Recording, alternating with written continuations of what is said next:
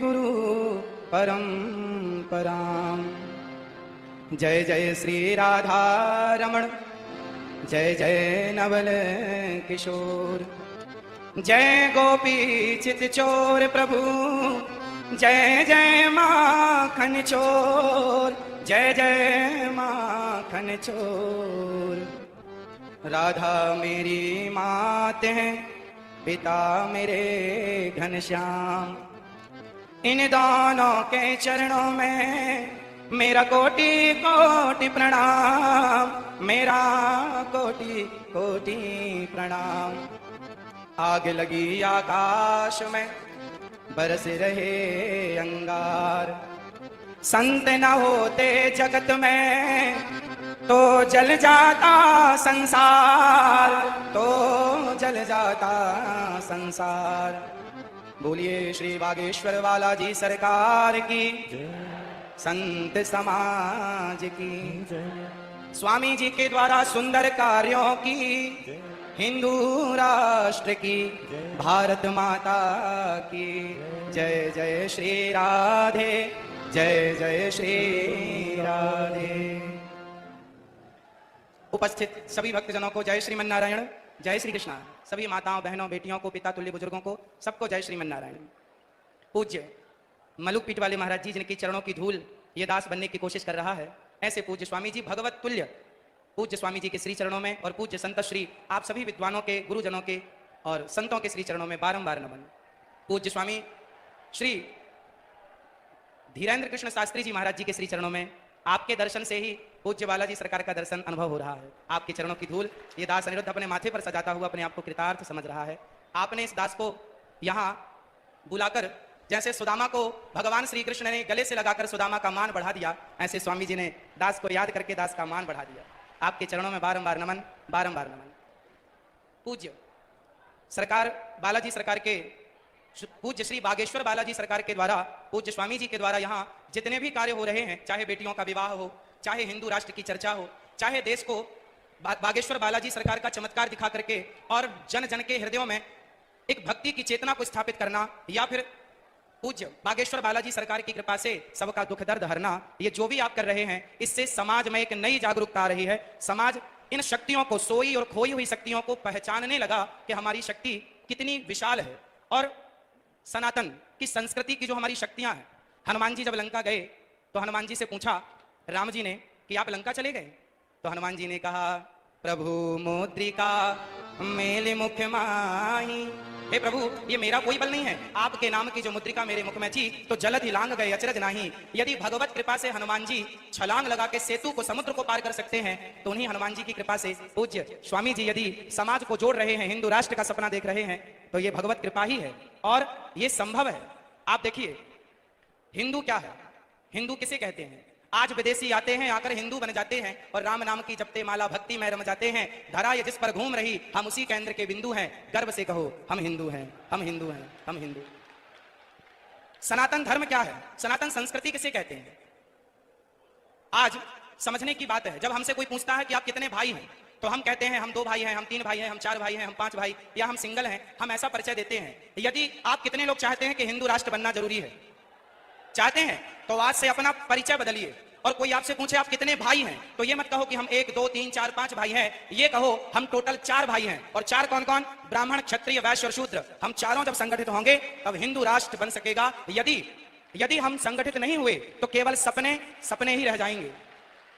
इसलिए आज से हम कितने भाई हैं? कौन कौन? ब्राह्मण, क्षत्रिय, वैश्य, शूद्र। ये चारों मिलकर जहां सुमति तहां संपत्ति नाना, जहां कुमति तहां विपत्ति निदाना। जहां संगठन होता है ना, वहीं विजय होती है। जहां एकता है वहां सब कुछ है, संसार की हर खुशी वहां है जहां एकता है। यदि हम बिखर गए, मुगलों ने, अंग्रेजों ने क्या किया? हम हिंदुओं को, हम सनातनियों को लड़ाया, आपस में लड़ाया। फूट डालो शासन करो किसका नारा था? तो आपस में लड़ाया उन्होंने, हम लड़ते चले गए और लड़ने का परिणाम यह हुआ कि हमारे देश के टुकड़े टुकड़े हो गए।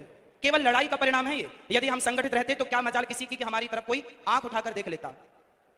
हमारे सनातन धर्म में चाहे ब्राह्मण हो, क्षत्रिय हो, वैश्य हो, शूद्र हो, आप बताइए आज जिस छुआछूत, ऊंच नीच की बात की जाती है, बताइए क्या हमारे सनातन धर्म में, क्या हमारे हिंदू धर्म में, क्या हमारे वेद पुराणों ऋषि मुनियों के द्वारा क्या छुआछूत की भावना कभी थी? यदि छुआछूत होता तो भगवान राम निषाद राज्य को गले ना लगाते, यदि छुआछूत होता तो भगवान राम माता शबरी के बेर ना खाते। इसका मतलब है भगवान और भक्त। हमारे यहाँ तो संत रैदास जी हुए हैं जिनके चरणों को लोगों ने प्रणाम किया है, धो धो करके पिया है, जिनका आज भी ये मुहावरा, ये वाक्य आज भी प्रचलित है कि मन चंगा तो कठौती में गंगा। ऐसे महापुरुषों को हमने अपने हृदय में बिठाकर उनको पूजा है। यदि हमारे यहाँ जातवाद होता, ऊंच नीच होती, तो हम कभी भी ऐसे लोगों को इस रूप में स्वीकार ना करते। इसका मतलब हमारे देश में जातवाद था ही नहीं। ये जातवाद का जहर घोलकर सिर्फ सनातनियों को आपस में लड़ाने का षड्यंत्र किया गया, और जिस षड्यंत्र की चपेट में हम सभी भारतीय आ गए,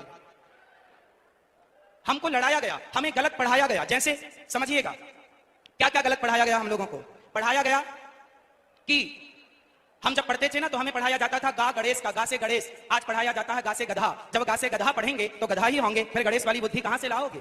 इसलिए अब एक वाक्य देखिए इतिहास से। लोग कहते हैं कि हिंदू धर्म में सती प्रथा थी, राजा राम मोहन राय जी ने इसे बंद किया। ये जो जानकारी है ना, ये अधूरी जानकारी है। हमारे देश में, हमारे वेदों में, पुराणों में, ऋषि मुनियों के द्वारा हमारी संस्कृति में कभी भी सती प्रथा नहीं थी। यदि थी तो वह किस रूप में थी वो समझने की जरूरत है। हमारे यहाँ ऐसा नहीं था कि पति मर गया तो उसे जबरदस्ती चिता में डाल दिया जाए, ऐसा नहीं था। ऐसा था कि पांडु जी की मृत्यु हुई तो माता माद्री उनके इच्छा से कि मैं अब जाऊंगी, और अपनी स्वेच्छा से उन्होंने सती होना स्वीकार किया। जबकि माता कुंती ने कहा कि ये 5 बच्चे हैं, माद्री माँ ने कहा कि आप इनका ख्याल रखो, तो माता कुंती अपनी इच्छा से रह गई और माता माद्री अपनी इच्छा से चली गई। यदि हमारे देश में सती प्रथा थी तो दशरथ जी के चले जाने पर माता कौशल्या सती क्यों नहीं हो गई।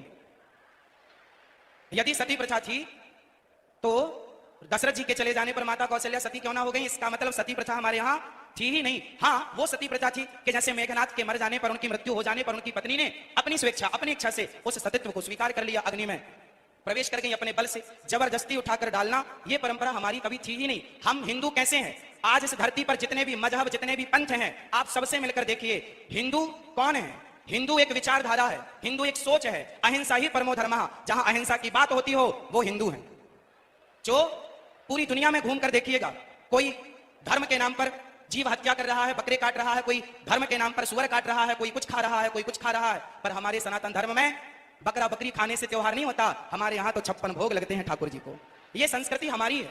हम अहिंसा ही परमो धर्मः बात मानते हैं। अहिंसा हमारे यहाँ चींटी को भी दाना डाला जाता है, कुत्ते को रोटी और गाय को प्रथम रोटी और कुत्ते को अंतिम रोटी डाली जाती है। जहां कुत्ते का भी आदर हो, जहां गाय का भी आदर हो, जहां पीपल का भी आदर हो, जहां नदियों और समुद्र का भी आदर हो, जहां पत्थरों की पूजा हो, वही तो सनातन है। जहां माँ को भगवान माना जाए, पिता को भगवान, मातृ देवो भव, पितृ देवो भव, अतिथि देवो भव और ऐसे आचार्य देवो भव, जहां ऋषि मुनियों को आचार्य मानकर उनको प्रणाम किया जाए भगवान की दृष्टि से। ये संस्कृति अपने आप को सबसे छोटा और हमारे पूज्यों को सबसे बड़ा मानने वाली संस्कृति ही सनातन संस्कृति है। और गर्व से कहो आप लोग कि हम हिंदू हैं। ये धरा ये जिस पर घूम रही, हम उसी केंद्र के बिंदु हैं। गर्व से कहो, गर्व से कहो। तो आज से जात पात ऊंच नीच कौन कौन मिटाएगा? और आपस में गले लगकर रहिएगा। चाहे ब्राह्मण, क्षत्रिय, वैश्य, शूद्र, हमारे लड़ने झगड़ने का फायदा उन लोगों ने उठाया। गांव गांव आज हमारे हिंदू क्रिश्चियन होते चले गए। कारण जानते हैं? कारण यह है कि हमें लगा हमारे बगल वाले घर वाला चला गया, हमें क्या फर्क पड़ता है। नहीं, आपको अपने हर भाइयों को सबको गले लगाना है और सबको अपने धर्म की शिक्षा देना है। और आप ही 24 घंटे में 23 घंटे अपने परिवार, अपने व्यापार के लिए काम करो, पर 1 घंटा अपने सनातन धर्म के लिए काम करो, अपने सनातन संस्कृति की रक्षा के लिए 1 घंटा, वरना आधा घंटा 30 मिनट भी यदि कोई निकाले और जन जन तक जाकर के यदि सनातन धर्म का परचम लहराए, लोगों को जागरूक करे, अपनी गीता, अपनी रामायण, अपने संतों की महान चर्चाएं सुनाए, तो क्या मजाल के कोई हमारा सनातनी हमसे फिसल कर कहीं और चला जाए। यदि बट गए तो घट गए, और बट गए तो घट गए, और घट गए तो मिट गए। यदि मिटने से बचना है तो संगठन जरूरी है, संगठित संगठन होना जरूरी है। और संगठन तब संभव है जब हम ये भूल जाएंगे कि हम ब्राह्मण हैं। संगठन तब संभव है जब हम भूल जाएंगे कि हम क्षत्रिय हैं। संगठन तब संभव है जब हम भूल जाएंगे कि हम वैश्य हैं। और संगठन तब संभव है जब हम भूल जाएंगे कि शूद्र है। सब एक सुर में कहें, हम ब्राह्मण नहीं, क्षत्रिय नहीं, वैश्य नहीं, शूद्र नहीं, हम हिंदू हैं, हम राम के हैं, हम कृष्ण के हैं। बस एक ही पहचान, एक ही बात कहनी है, हम सनातनी हैं और हम भगवान राम के चरणों की धूल हैं, श्री हनुमान जी के चरणों के दास हैं।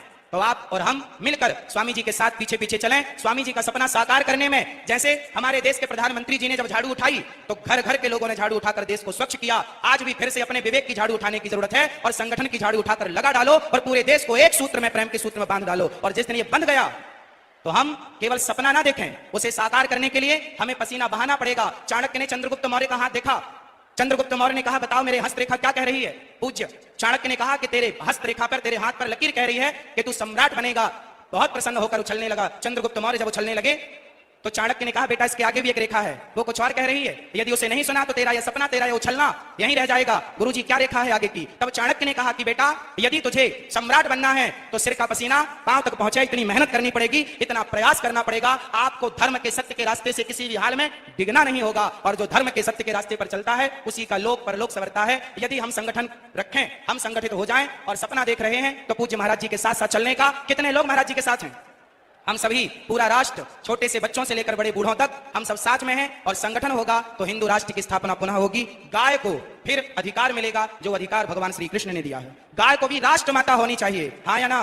तो जब हम सनातनी संगठित होंगे ना तो सब पॉसिबल है, वरना लड़ते ही रहें, जातवाद में बटे रहें तो कुछ नहीं होने वाला। स्वामी श्री कृपात्री जी महाराज ने भी एक सपना देखा था, उस समय की वर्तमान इंदिरा गांधी जी से कहा था, उन्होंने कहा था कि आप मुझे प्रधानमंत्री होने का आशीर्वाद दो। पूज्य महाराज श्री ने कहा था कि मैं आशीर्वाद तो दूंगा पर गाय को राष्ट्रमाता घोषित करनी पड़ेगी, पर वो जीतने के बाद वायदे भूल जाते हैं और हम इसलिए पीछे हो जाते हैं कि हम संगठित नहीं हो पाते। मूल जड़ है संगठन, जहां सुमति तहां संपत्ति नाना, यह चौपाई याद रखिएगा और पूज्य महाराज जी के साथ साथ चलते रहिएगा। पूज्य बागेश्वर बालाजी सरकार की, पूज्य बागेश्वर बालाजी सरकार की, पूज्य महाराज जी के चरणों में दास का बारंबार नमन। और आपका ये प्रयास अति शोभनीय है, ऐसे महान पुरुषों के सानिध्य में आप ये प्रयास कर रहे हैं। इतना बड़ा प्रकल्प है, इतनी बड़ी यात्रा है, हम सब आपके साथ हैं और सभी मिलजुल करके हम अपने देश की सेवा करेंगे, जिस प्रकार से जरूरत पड़ेगी उस प्रकार से सेवा करेंगे।